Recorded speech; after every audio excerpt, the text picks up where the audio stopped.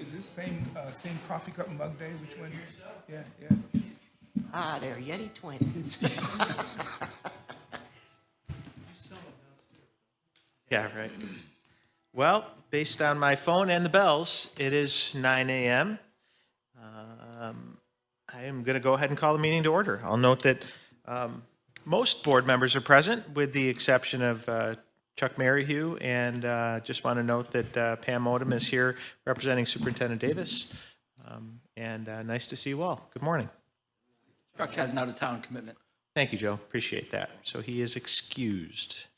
Let's move to the first item on our agenda, which is our October 26th minutes, and I will entertain a motion to accept the minutes. Second. Any further discussion? All in favor? Aye. Opposed? Carried. Let's go next to our report from our secretary, and I'll turn it over to Joe. Good morning.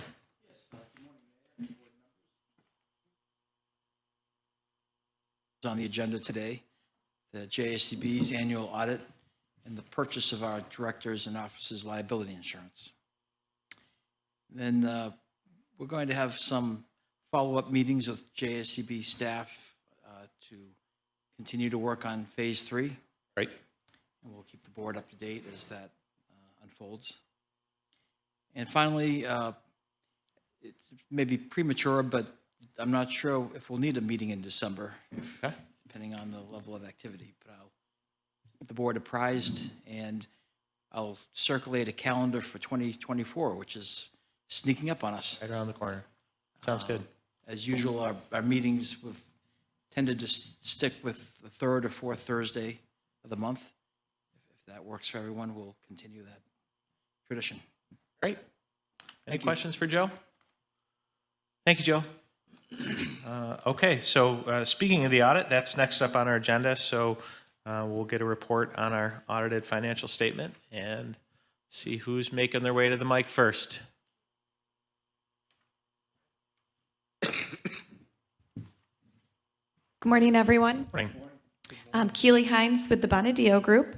At your spots, you have a colored packet. In that will be a few slides that'll walk us through the presentation this morning, followed by a draft copy of the financial statements and some required communication. So we have completed our audit of the 6/30/2023 financial statements for the Joint Schools Construction Board. Our opinions on the financial statements are unmodified, so that's the highest level of assurance that we can provide. That's the gold standard report that indicates that, in our opinion, the financial statements are fairly stated in accordance with the required accounting principles. Management's responsibility as it relates to these financial statements and the operations of JSCB as a whole. Management is responsible for the fair presentation of the financial statements and, of course, implementing appropriate internal controls in a control environment that would mitigate risk for misstatement or misappropriation of assets. Our responsibility at Bonadio as your independent auditor is to adhere to the professional auditing standards, perform a risk assessment, and design audit procedures to respond to that, and to obtain appropriate audit evidence, followed by the expression of our opinion on those financial statements. And the page numbers, anywhere that you see in blue, correspond to our reporting in the event you want to toggle back and forth or take a look at a later time. Just a quick overall snapshot of where JSCB is. So JSCB, as you all know, have been approved for Phase 3 with work expected in fiscal 24 through 31. With regards to what happened as of June 30, 2023, you had about $7 million in construction in progress additions, and then about 197 million transfers out from construction in progress to depreciable assets. So really that's tied to the winding down and completion of Phase 2 and where we were at for the June 30, 2023 year. Annual depreciation, relatively consistent with the prior year. Depreciation is done on a straight line basis over the estimated useful life, so at about $6 million for fiscal 23. In this fiscal 23, there was no issuance of debt, either short-term or long-term. Principal payments on existing debt were made in accordance with pre-existing arrangements and in accordance with the prior year's expected current year amounts due. And then looking ahead in 2024, just under $19 million in principal will be due, given no other changes with debt. So I fully expect that you'll have some debt issuances throughout this fiscal year, so that number will change, but that number reflects what was on pre-existing debt at June 30, 2023. One small change in 2023 happened related to the Series 2011 B bond. So that matures in 2027, and part of the arrangement of that bond was that JSCB would have to make some deposits each year beginning with fiscal 23 in anticipation of that amount due in total of $15 million come 2027. So in fiscal 2023, just under $1,975,000 was deposited the last week of June in accordance with the arrangements into that sinking fund, and those funds will continue to build up so that then there will be $15 million set aside for that 2011 bond payment due in 2027. So the footnotes explain that. That'll be probably the major change if you were to take a look at current year statements from last year's statements, and you can find that detail on page 24. We did include a subsequent event in the financial statements to highlight the shift from authorization of $300 million to $400 million for phase 3. So you'll see that at the on page 25 at the completion of the footnotes. So just some financial highlights. So again, you have two set of financial statements within the JSCB financial statements. So you have fund financial statements, which really is how you make decisions, monitor cash flow on those fund financial statements that you can find on page 13 and 15. And those are presented in accordance with the modified accrual basis. So what that means, without going too technical, is long-term assets are recorded as expenditures, long-term liabilities are recorded as revenues as an other financing source. So when we take a look at what happened in fiscal 23, there was a decrease in fund balance of about $5.5 million. So that's driven by expenditures exceeding revenues. And really what's triggering that in fiscal 23 is that there was no short-term debt issued, because again, that would generate this cash flow in this other financing source. And then really the spending down of that pre-existing cash that you had before as that winding down of phase 2 is taking place. And again, because of modified accrual, when you take that cash and convert it into what will ultimately be your capital assets in the fund financial statements, it's recorded as expenditures. So that's why you see that decrease in fund balance, of which will, again, continue to ebb and flow depending upon where you are in the life of JSCB and financing and spending. Moving on to your government-wide financial statements, so that those are found on page 11 and 12. So this reflects more of what folks are accustomed to if you were to pick up any Fortune 500 financial statement. This is full accrual. Your capital assets and your long-term debt are reflected as that, really long-term assets and long-term liabilities. On those financial statements, you had an increase in net position of $20 million. So your revenues exceeded your expenses, and the capital asset increases is what's helping generate that, because again, contrary to the fund financial statements, the spending of that cash just creates another asset rather than an expenditure. And payments on the long-term liabilities with no issuance of debt or no increase to debt is allowing for that debt to decrease from fiscal 22 to fiscal 23. In accordance with our audit, we perform the audit in accordance with generally accepted auditing standards as well as government auditing standards, which is required. That report can be found at the back of the financial statements on page 28 and 29. And I'm pleased to report that there were no material weaknesses, no significant deficiencies, and no material non-compliance. And we did not issue a management letter, which would be used as a mechanism for communicating with this group on matters that maybe didn't rise to the level of a significant deficiency, but we didn't find that we had anything for you folks to be aware of. So all good news. That's what you're looking for. The standards dictate at the completion of our audit that we hit on a few specific items as part of required communications. Again, that'll be the last stapled packet behind your slides. There were no transactions entered into by JSCB in which there was authoritative or a lack of authoritative guidance.